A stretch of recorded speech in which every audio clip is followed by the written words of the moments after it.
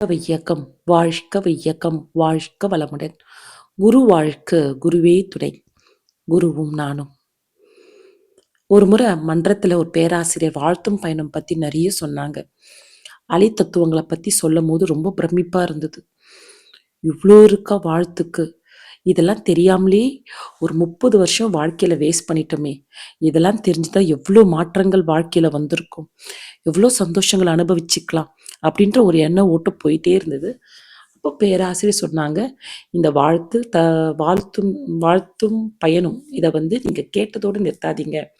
வீட்டில் நீங்க செடியிலையோ இல்லை ஏதோ நிலையில வாழ்த்தி வாழ்த்தி நீங்க மேன்மை காணலாம் அப்படின்னு சொன்னாங்க. சரின்னு சொல்லிட்டு எனக்குள்ள ஏற்கனவே பல கேள்விகள் அவ்வப்போ எழுதுனே இருந்தது. இப்போ இன்னும் கொஞ்சம் ஏன் நம்ம இதை டெஸ்ட் பண்ணக்கூடாதுன்னு நினச்சிட்டு இருந்தேன். அதற்கான வாய்ப்பு எனக்கு கிடைக்கல. ஒரு 4 நாள் 5 நாள் கழித்து அன்றைக்கி மாவு அரைச்சி வச்சேங்க. மதியம் நைட் தூங்கும் போது மாவு ஃப்ரிட்ஜில் வைக்க மறந்துட்டேன். நான் போய் படுத்துட்டேன். ஸோ அன்றைக்கி கரண்ட்டு போயிடுச்சு. என்னால் மாவு எடுத்து ஃப்ரிட்ஜில் வைக்கணுன்ற தாட்டும் இல்லை. கரண்ட்டு போயிடுச்சு, குழந்தைங்க தூங்குறாங்க, நம்மளும் சீக்கிரம் தூங்கிடலாம், அந்த தாட் மட்டுமே இருந்தது. ஒரு 11 மணிக்கா ஒரு திடீர்னு ஒரு ஞாபகம், அடட நம்ம மாவு அரைச்சி வச்சுமே, நம்ம கைக்கு மாவு சீக்கிரம் புளிச்சிடும். இப்போ நாளைக்கு காலையில் மாவு கெட்டு போச்சுன்னா, ஃபுல்லாக பொங்கிடுச்சுன்னா நாளைக்கு யூஸ் ஆகாத மாவு எனக்கு. ஏன்னா நான் எப்போ கரைச்சி வச்சாலும் மாவு நல்லா பொங்கிடும். ஸோ என்ன பண்ணுறதுன்னு தெரியல. என்னால் அந்த இருட்டில் எழுந்து போய் மாவு எடுத்து ஃப்ரிட்ஜில் வைக்கிற தைரியமும் இல்லை.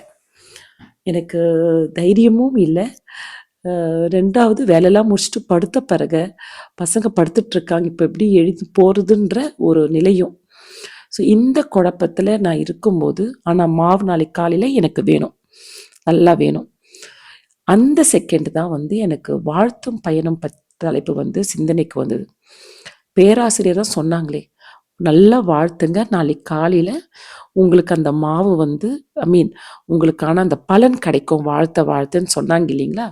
அந்த சிந்தனையை ஞாபகத்துக்கு வந்து உடனே என்ன பண்ணேன், படுத்துக்கிட்டே அந்த மாவு மனசார நினைச்சி அந்த மாவுக்கு ஒரு அருட்காப்பு போட்டேன். அந்த மாவுக்கு ஒரு நல்ல வாழ்த்து போட்டேன். கொம்முன்னு போய் படுத்துட்டேன். நான் வேணுன்ட்டே செய்யலை, ஆனால் எனக்கு எழுந்து வர பயமாக இருக்குது.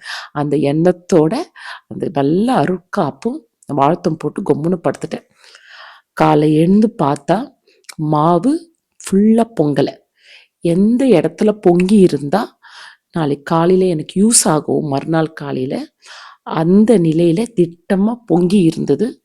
கரெக்டாக நான் எழுந்து கரைச்சி பசங்களுக்கு தோசை ஊற்றுற அளவு பதத்தில் இருந்தது.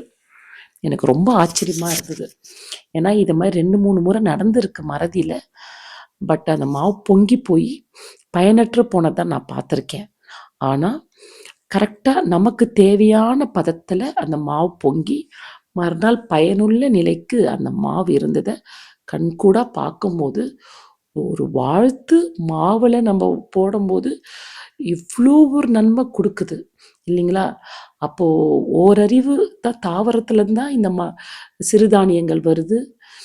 அதுக்கு நம்ம போடுற வாழ்த்து இவ்வளோ வேலை செய்யும் போது, அப்போ உறவுகளுக்கு நம்ம போடுற வாழ்த்து, உறவுகளை நினச்சி வாழ்த்து எவ்வளோ மாற்றம் நடக்கும். உண்மையிலே ரொம்ப பூரிப்பாக இருந்தது. நான் மன்றத்தில் போய் சொன்னேன், இது மாதிரி பண்ணேன், இது மாதிரிலாம் எனக்கு கிடச்சிது, எனக்கு ரொம்ப சந்தோஷமாக இருக்குது. ஏன்னா இதெல்லாம் நம்ம வாழ்க்கையில் பார்த்ததே கிடையாது இல்லைங்களா.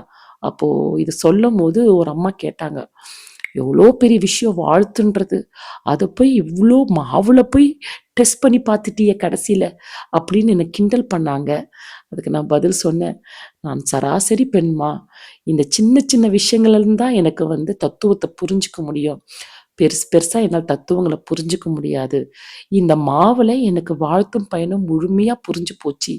இதுக்கு மேலே நான் சிறப்பாக வாழ்த்துவேன் அப்படின்னு சொன்னேன். உண்மைதாங்க.